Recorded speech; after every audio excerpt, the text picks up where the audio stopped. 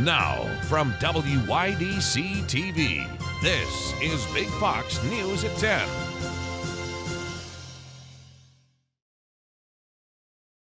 Breaking tonight, a grand jury in New York has voted to indict Donald Trump. This, according to 3 officials familiar with the matter. This is the first time in American history that a current or former president will face criminal charges. The Manhattan District Attorney's Office has been investigating the former president in connection with his alleged role in a hush money payment scheme and cover-up involving adult film star Stormy Daniels that dates to the 2016 presidential election. A convicted murderer was released from Elmira Correctional Facility early this morning. Our Maggie Hall has the latest on that story. Murderer and rapist Edward Kent has been in prison for over 20 years. This morning, he was released from Elmira Correctional Facility. The details of this case are graphic, and therefore viewer discretion is advised. Edward Kent was only 15 years old when he ambushed and attacked married mother of 2 and nurse Penny Brown while she was out jogging with her dogs. Kent proceeded to rape and strangle Penny using her own dog's leashes. Kent was arrested and charged with 9 years to life, the maximum sentence for criminals under 16.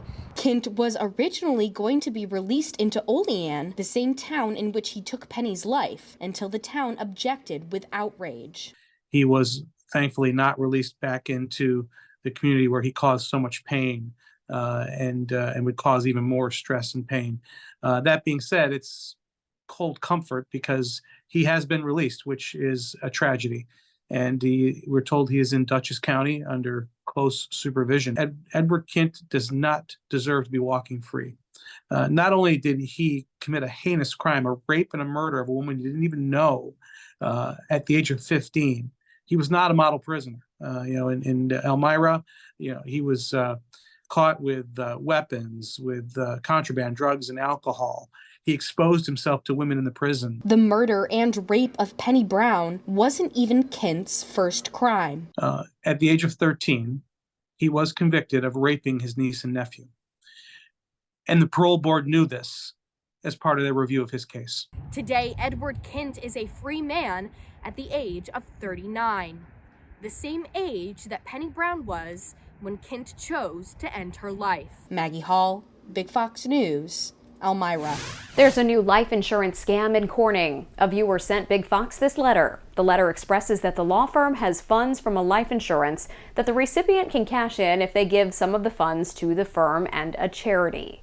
Viewers are encouraged to not engage or correspond with the sender of this letter. If you receive one of these letters, file a fraud report at the FTC's website. Doctors across the country are being recognized for their tireless work in keeping our friends and family safe and healthy. Big Fox's Josh Feldberg celebrated National Doctors Day with both current and future doctors at Guthrie. Guthrie's doctors were showered with praise today as the community and patients recognized all the hard work Guthrie's doctors put in each and every day. It's special for us because we know we do meaningful work, but there are times where sometimes it doesn't always seem that it's truly appreciated. And yes, we have plenty of people on a regular basis that tell us thank you for what we do. But when there's this much celebration around it, it really does help us make us feel special. Part of Guthrie's Doctors Day celebrations included reflecting on what made Guthrie's present and future doctors decide to enter the hard-working world of medicine. I love my job. I love taking care of patients. I'm a surgeon. I love fixing things.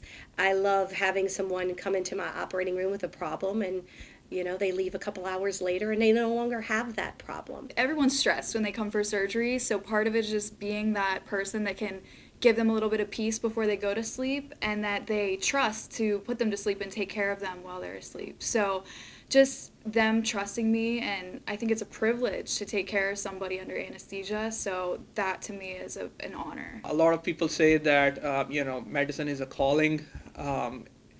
I think to some extent for me that's true as well. It was a calling. I realized very quickly that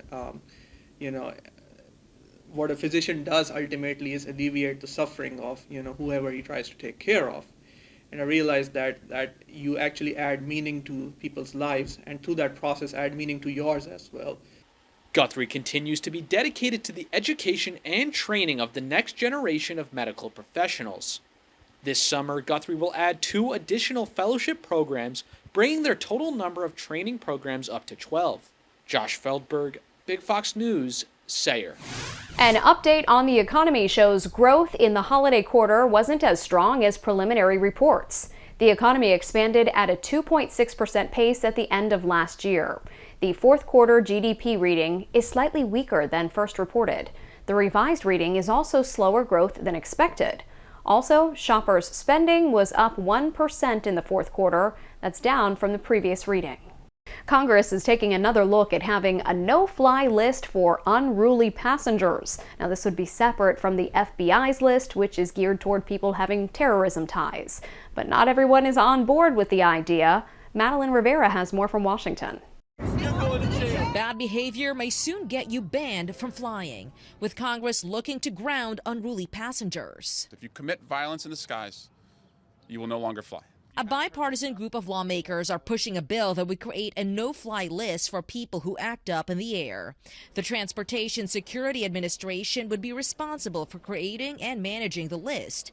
The initiative comes after a spike in the number of events involving violent passengers. 2021 was the most combative year for flying since the Federal Aviation Administration began recording unruly passenger incidents in the mid-1990s. Tell them to bring SWAT to shoot me down, because they're going to have to shoot me down today. Earlier this month, a 33-year-old man on the United Airlines flight from Los Angeles to Boston was arrested after he allegedly tried to open an emergency door and then tried to stab a flight attendant in the neck with a broken metal spoon. This could have been very dangerous. This was on descent. This is when the pilots are the busiest. There is complete chaos. However, critics like the ACLU say the Protection from Abusive Passengers Act would be secretive and discriminatory, adding that Congress should look at forcing the airline to make flying a less miserable experience. Still, supporters believe the bill is necessary and hope it takes off. Acts of violence are outlandish and unacceptable at any time. They're especially outlandish and unacceptable at 30,000 feet inside a closed airline cabin. If passed, the bill includes guidelines for notifying passengers they are on the list and how to appeal. Madeline Rivera, Fox News. Protesters rally outside and inside Tennessee's state capitol building Thursday, demanding stricter laws to regulate guns. The protesters were a mix of students and parents. Organizers asked protesters to wear orange to stand out. Current law in Tennessee does not require background checks for gun sales made through private sellers. The state is required under federal law to do background checks for gun sales done through federally licensed dealers. Our forecast is next. Plus, a medical breakthrough could change the way surgeries are done in the future. We have a look at the new 3D printer. Stay with us. Here's your local stock market update from Big Fox.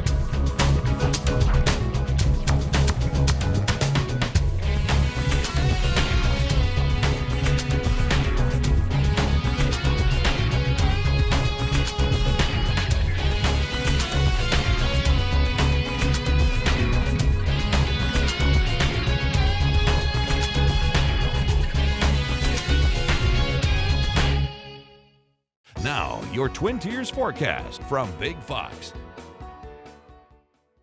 Good evening. This roller coaster weather pattern, although we haven't seen much for wintry conditions in the winter months, we are noting that the spring is giving us more of these changes. But although it looks bright and beautiful, it was a bit on the cooler side, holding temperatures into those 40s. But we do see a switch in the wind that will bring us back to some near seasonal or even above average temperatures as we head into April. Now, through the overnight, those clear skies will start to see an increase into that cloud cover. We'll hold temperatures to those upper 20s and lower 30s and then head into some active conditions, and we'll carry that all the way into our first day of April. Now, the system that's pushing on through, when it comes to the local area, we're mainly just talking some rainy weather. The most active of the weather we are going to track is going to come into Saturday. We'll be watching one of a little bit of some wind that will be around during the daytime, and then two, there will be a thunder risk as we'll watch a cold front that will be sweeping on through into the afternoon, where there may be a few stronger storms, but then to follow that will be some cold sunshine for that that second day of April.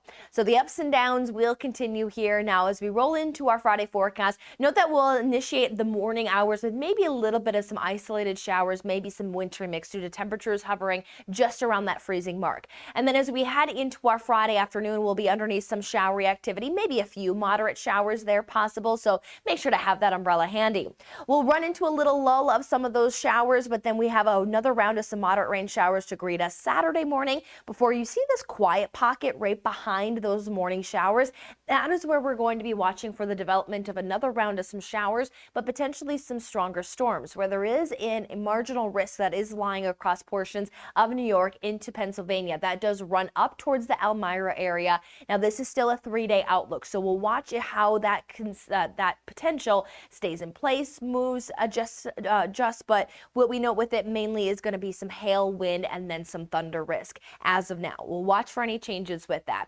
But with several rounds of rainfall setting up, we're at least expecting upwards of a half an inch of rainfall. Could see some higher values come in, especially on what develops on the backside of that frontal system, as it will be sweeping on through Saturday night and then pushing us into that cooler Sunday. So as mentioned, we are looking at the rainfall in place, but it is going to be warm rain. We're actually seeing that a southerly wind will be in place, and that's going to bump our temperatures into those lower 50s. So a mild, but the rain will make it feel a little chilly out there. As mentioned, we'll have rounds of some moderate showers, one in the morning, one in the afternoon on Saturday. Much warmer day, but that warmth can create some of that instability to allow for a few of those rumbles of thunder. So we'll keep an eye on that thunder and severe weather threat. But also note that generally throughout the day on Saturday, it's going to be pretty blustery. With or without those storms, we'll get gusts up to about 40 miles per hour. That will be switching into the evening, which is going to push us back underneath that cold sunshine for Sunday. And then next week, we track more rounds of some rain with some more mild temperatures.